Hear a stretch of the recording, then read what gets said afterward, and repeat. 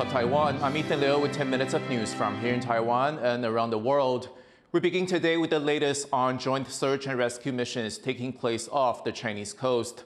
In the rare sign of unity, the Taiwan and China Coast Guards have joined forces to search for survivors of two separate incidents, one near the islands of Matsu and one near the islands of Kinmen. A total of 3 people remain unaccounted for. Rika Lauer has been following developments for us from Taipei. So joint search and rescue operations between China and Taiwan Coast Guard in both the Kinmen and Matsu Islands. That's 2 sets of islands belonging to Taiwan but close to the Chinese coast. I spoke to the Taiwanese Coast Guard earlier today. He said it's not that unlikely that these sort of accidents happen in this area, especially at this time of year in the spring when the weather is bad, and that of course China and Taiwan cooperate when it comes to saving lives at sea. But what is interesting is the timing. These 2 search and rescue operations come just a month after a serious incident in Kinmen. That is when a Taiwanese Coast Guard vessel chased a Chinese boat out of Taiwan's territorial waters. The Chinese boat capsized and 2 Chinese nationals died. Now, Beijing has reacted very angrily to this. It said that it would be enforcing its own maritime law in Taiwan's waters and upped its patrols there. Everyone was worried that this would escalate. Now, the joint operations we've seen in the last couple of days look like the opposite of that. In fact, Taiwan has said that Beijing has been sticking to protocol and stayed out of Taiwan's waters. So perhaps after a tense few weeks across the strait, calm waters may be ahead.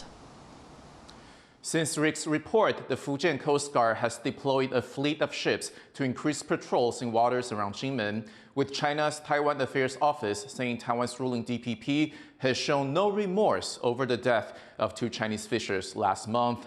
And after the incident, the Taiwanese islands of Kinmen, which are just kilometers from China, have become the focus of global attention as a flashpoint for possible conflict. But underneath the headlines, Kinmen and the nearby Chinese city of Xiamen have long had a close relationship.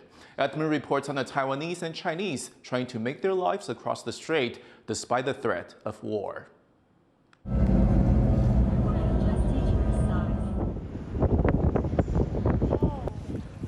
Prepping for another busy day of service. Hualien makes classic Taiwanese dishes like braised pork rice and pork cutlets. These are everyday staples for millions of Taiwanese. But they're not ordinary fare for Wu's customers here in the Chinese city of Xiamen. 他们其实也是蛮喜欢台湾料理的，就是很多去过台湾的人都会到我的店里。Wu moved to Xiamen in 2017, one of thousands of Taiwanese to make the Cross-Strait journey when ties between China and Taiwan were less strained, despite Beijing's long-standing claims of sovereignty over its island neighbor. With a population of more than 5 million people, Xiamen is a stark contrast from Taiwan's sleepy, outlying Kinmen Islands, which are visible from its coast. Most Taiwanese originally came from this region of China, and its geographical closeness has for years been a rare source of cross-strait friendship. A short ferry ride between the two allowed thousands of people to forge ties, build businesses, and start families. Among them is Xiamen native Chen Mei. She married a Taiwanese man and moved across the strait to Kinmen in 2005. Like Wu, she also started her own business, this time selling traditional Chinese culture to Taiwanese as period costumes. 很多学生都很喜欢，因为除了对文化的那种可能想要了解啊，可能电视机的影响啊。When Chen started her business, she didn't anticipate many of the challenges she'd face: the COVID pandemic and worsening ties between Taipei and Beijing. There's been no Chinese tourists in Kinmen since 2019, once one of Chen's main sources of income. 很可惜，陆客不能过来。如果今天陆客过来，当然也是我们的一块市场。While across the water, Wu has faced questions from curious customers wondering how Taiwanese people really feel about their relationship with China.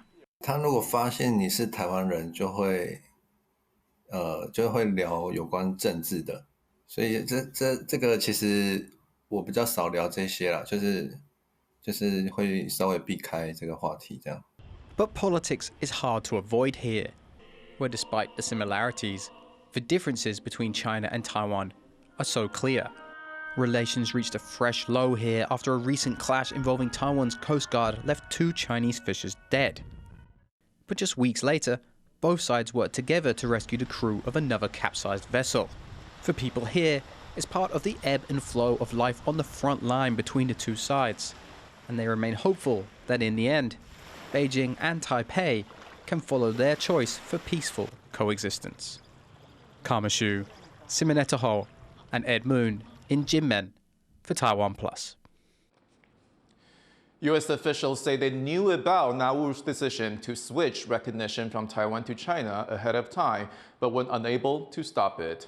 The information was revealed during a U.S. Senate hearing on the Pacific. Nauru switched relations to Beijing from Taipei just after Taiwan's presidential election in January. Taiwan now has 3 remaining diplomatic allies in the Pacific: Tuvalu, Palau, and the Marshall Islands.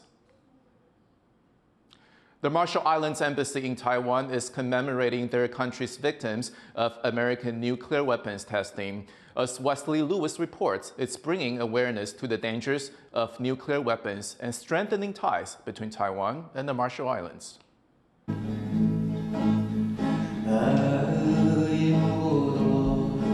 A Micronesian melody to remember home. These Marshallese students in Taipei are honoring the often forgotten victims of U.S. atomic testing in the Pacific almost 80 years ago.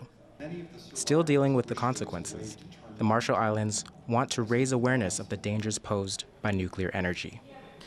Every Marshallese, every single one of the students here, has relatives who have suffered from the illnesses related to the nuclear testing, myself included. Then administered by the United States, the Marshall Islands were used as a testing ground for nuclear weapons after World War II. Hundreds of residents were forcibly relocated, and 67 atomic bombs were detonated over a 12-year period. It affected people's health and their surroundings. Making things worse, storm surges are becoming more frequent, and with sea levels rising due to climate change, a concrete dome left by the U.S. that contains radioactive debris threatens to leak into the environment. There are still over 40,000 people living in the Marshall Islands. This event not only commemorates, but also aims to stress the continuing effects of those weapons tests on Marshallese people. And as one of Taiwan's last 12 remaining diplomatic allies, the Pacific Island nation feels that its concerns about nuclear safety resonate strongly here. Among Taiwanese, nuclear energy is a controversial topic, with concerns over its safety ignited by the Fukushima power plant disaster. These Marshallese students believe the lessons from their country's experience might sway debate here.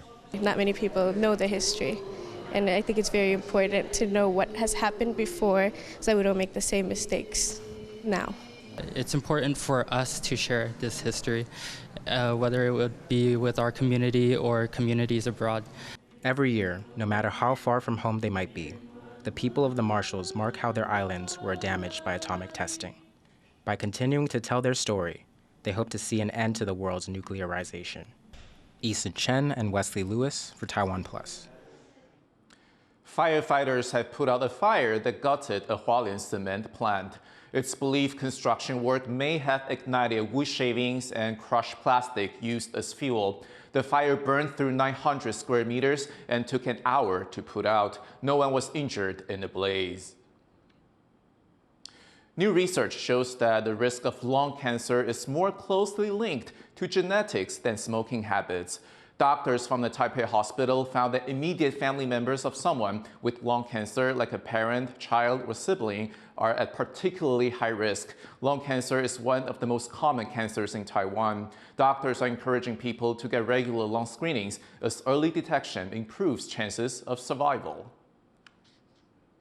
Thank you for watching What's Up Taiwan. You can visit the TaiwanPlus website and follow our social media for more stories from Taiwan and around the world. Finally, check out these humpback whales gliding through the Antarctic Sea. I'm Ethan Liu. Take care, and I'll see you next time.